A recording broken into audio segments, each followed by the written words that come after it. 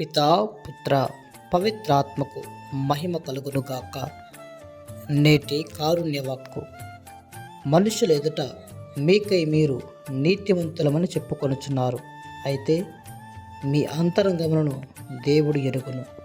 లూకా శుభవార్త 16వ అధ్యాయము 15వ వాక్యము. ప్రభువునందు ప్రియ దేవుని బిడ్డలారా, సహోదరి సహోదరులారా, ప్రభువు నామములో మీ అందరికీ శుభాభివందనలు తెలియజేస్తున్నాను.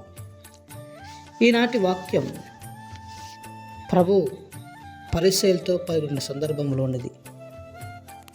పరిసయ్యులు ధర్మశాస్త్రమును బాగా తెలుసుకునేవారు, కానీ వారు తమ జీవితంలో బహిరంగ ప్రదర్శనకు వచ్చేసరికి గొప్పల కోసం వెళ్తుండేవాళ్ళు. వారు డబ్బును, గౌరవాన్ని, ప్రజల ప్రశంసలను ఎక్కువగా ఇష్టపడేవారు. అందుకే ప్రభు ఈ మాటలు పలికి ఉన్నారు. మీరు మనుషుల ఎదుట నీతివంతులమని చెప్పుకొచ్చున్నారు, కానీ దేవుడు మీ అంతరంగంను ఎరిగి ఉన్నాడని తెలియజేస్తున్నాడు. దేవుని దృష్టిలో నీతి అంటే బయటి ప్రదర్శన కాదు, మన వేషధారణ కాదు, మనం వేసుకునే వస్త్రధారణ మనల్ని నీతివంతులు చేయదు, కానీ మన ఆంతరంగిక పవిత్రత మనల్ని నీతిమంతులను చేస్తుంది.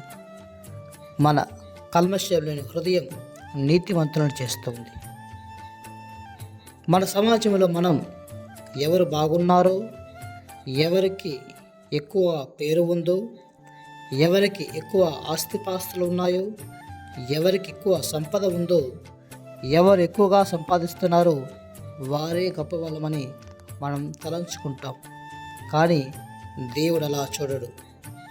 దేవుడు రూపాన్ని చూడడు, దేవుడు ఆంతరిక శక్తిని చూస్తూ ఉంటాడు. ప్రియ దేవుని బిడ్డలారా, మనుషుల రూపాన్ని, స్థాయిని, బాహ్య కీర్తిని చూస్తూ ఉంటారు, కానీ దేవుడు ఆంతరిక శుద్ధిని, ఆంతరిక అందాన్ని చూస్తూ ఉంటాడు అని సమూయేలు మొదటి గ్రంథం 16వ అధ్యాయం 7వ వాక్యంలో మనకు బోధించబడుతుంది.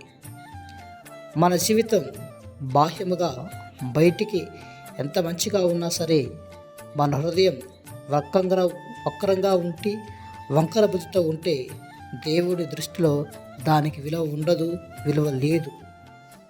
మేడిపండు పైకి నిగనిగలా కనపడుతుంది, కానీ లోపల అంతా పురుగులే ఉంటూ ఉంటాయి.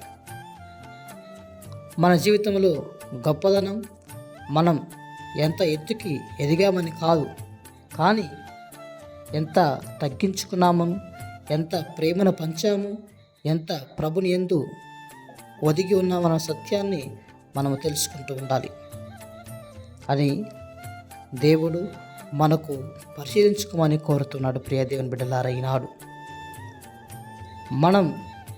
దేవుడు మనల్ని విజయవంతులుగా ఉండడానికి పిలవలేదు, కానీ విశ్వాసవంతులుగా ఉండడానికి పిలిచి ఉన్నారు అన్న సత్యాన్ని పునీత మదర్ తెరేసా గారు మనకు అనుదినం బోధిస్తూనే ఉంది. మరి ఇటువంటి గొప్ప జీవితాన్ని జీవించాలంటే, పవిత్రమైన జీవితాన్ని జీవించాలంటే ప్రేమ నిండిన హృదయం మనకుండాలి, వినయంతో కూడిన జీవితం మనకుండాలి, విశ్వాసంతో నడిచే జీవితం మనకుండాలి. ప్రియమైన బిడ్డలారా, ఇవే మనకు దేవుని యొక్క కిరీటాలను తీసుకొని వచ్చి పెడుతూ ఉంటాయి.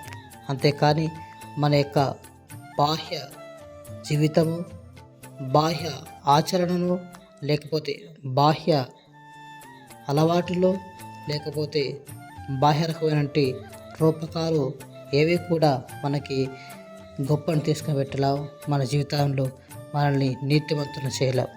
కాబట్టి ఒకసారి ఆత్మ పరిశీలన చేసుకుందాం, విశ్వాసంతో నడుద్దాం. ఈ పరిశుద్ధమైన సమయంలో దేవుడు మనలను, మన కుటుంబాలను దీవించాలని ఆ ప్రభుని మనసారా ప్రార్థన చేద్దాం.